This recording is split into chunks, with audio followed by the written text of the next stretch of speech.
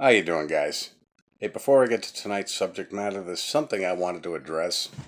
I know having a YouTube channel, and for those of you who have them, we realize we got to take the bad with the good, the negative with the positive, and the opposing viewpoints, which is fine. That's what this forums are for. I was answering some comments this morning, and I happened to notice a thumbs down on one of the videos, which is fine. I've got several of them throughout some of my videos, which is okay. Except for this one, which is of one of my previous videos that I had just done within the last few days, Wait on Jehovah. The reason being, if you recall, for those of you who watched the video, the subject matter dealt with child molestation. And there was a thumbs down, which kind of stood out. And for the person who left the thumbs down, I'm curious. Are you you're obviously one of Jehovah's Witnesses, or somebody very close to Jehovah's Witnesses. Have they watered down child molestation so much that you people are not viewing this as a crime any longer? Or are you one of the many thousands of pedophiles in the organization that was offended by what I said? If so, I can kind of understand why you didn't leave a comment as opposed to the thumbs down, because personally I don't see anywhere where you could put words to that. Anyways, that's all I wanted to say on that. But to the person who did leave that thumbs down, you may want to listen to the content of the video fully before you leave a thumbs down, because personally it didn't make you look very good at all.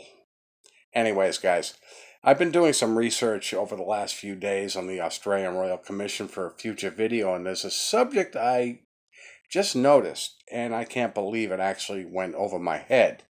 I think we all remember Geoffry Jackson's testimony with the Australian Royal Commission and how foolish he looked, and we all know he lied through his big fat ass.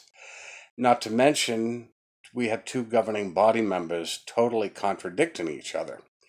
I'm talking about the Ronald McDonald of Watchtower, Stephen Lett, when he came out on JW Broadcasting and made the comment about, as far as the child molestation, that they were apostate-driven lies and dishonesties. While you had Mr. Potato Head, Geoffrey Jackson, admitting that Watchtower does have a child abuse problem. Okay, well, that was not my issue, but I noticed while listening, I was listening very closely, and I actually listened several times. Now, we all know when he was asked about if they felt that the governing body was spokespersons for God, we know how Geoffrey Jackson answered. It made him look foolish, made him look like a liar. However, after listening, I realized that Jackson did not answer the question he was asked. He was asked a simple yes or no question.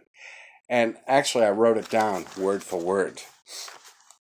And it was not what he heard, obviously. Now, the question he was asked was, do you yourself see yourselves as Jehovah God's spokespeople on earth?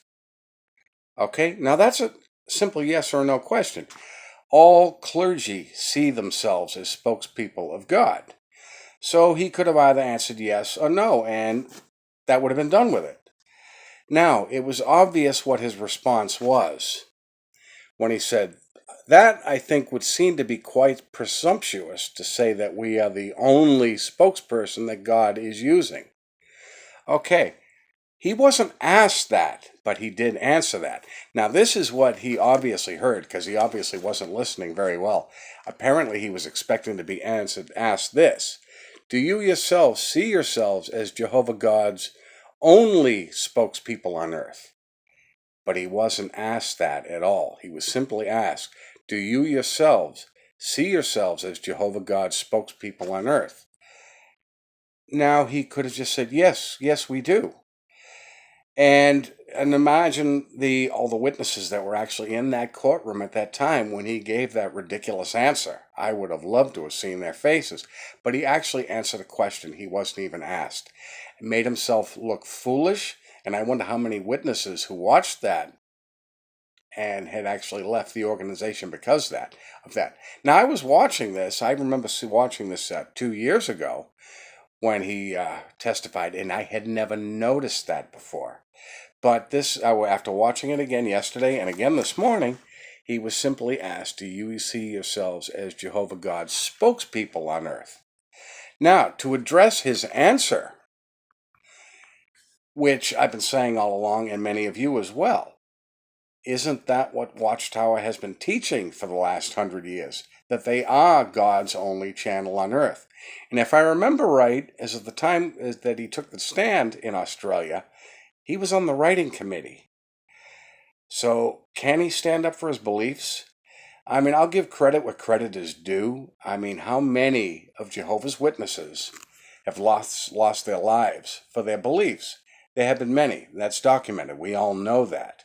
How many Jehovah's Witnesses have been locked up and thrown in jail for their beliefs?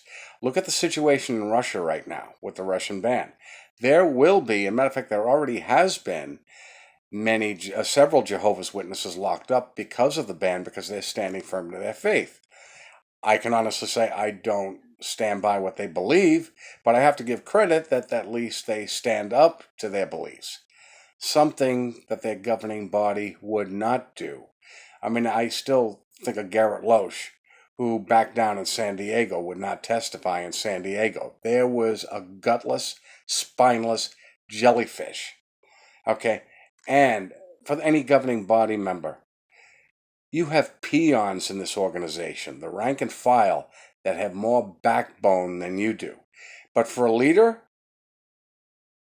a totally courageous leader, I want you to listen to something. Okay? This is an example the governing body needs to follow, but they don't. This is from John 18. And yes, I'm talking about right after the Last Supper, when Jesus and his apostles went to the Garden of Gethsemane. This was just before his arrest. Okay, now it says at verse 4, Jesus, knowing what was going to happen to him, went out and asked them, "Who is it you want?" Now he's addressing the mob that came to arrest him. They responded, "Jesus of Nazareth." And Jesus said back to them, "I am he." Okay? He didn't back down. He didn't give any ridiculous answer. Oh, that would be presumptuous to say that I'm the one you're looking for. No, he came straight out and says, "I am he." Okay? Now at verse 8, he stands up again and says, "I told you that I am he. If you are looking for me, then let these men go." Okay? Now, he stood up front, ready to be arrested, but he also requested that his followers, his apostles, the ones that had been through him through thick and thin, who at this time were shaking in their boots, to let them go. Okay? He even forgave them when they scattered and ran. Okay, can you imagine any of the governing body members doing that? Because they can't. I mean, they hide. They hide in their poshy little headquarters, wherever it is now, Walk Hill or Patterson or wherever they're at, and they don't stand their ground. They hide behind. I mean, they wouldn't go back to Australia. And as far as Jackson's comment, "I'm happy to testify," yeah, you're happy because you were subpoenaed rather. But guys, I just wanted to bring this out. I suggest that you listen to it and listen to the wording. Listen to the wording. I can't believe I never noticed that before, but I happened to catch it with Jackson answering a question answering a question he was not asked. And it actually made him look foolish, and it probably actually woke a lot of witnesses up. But I just wanted to get that out there, guys. I will talk to you soon. Leave your comments below, and if you come across this video, hit the subscribe button. You guys have a good night.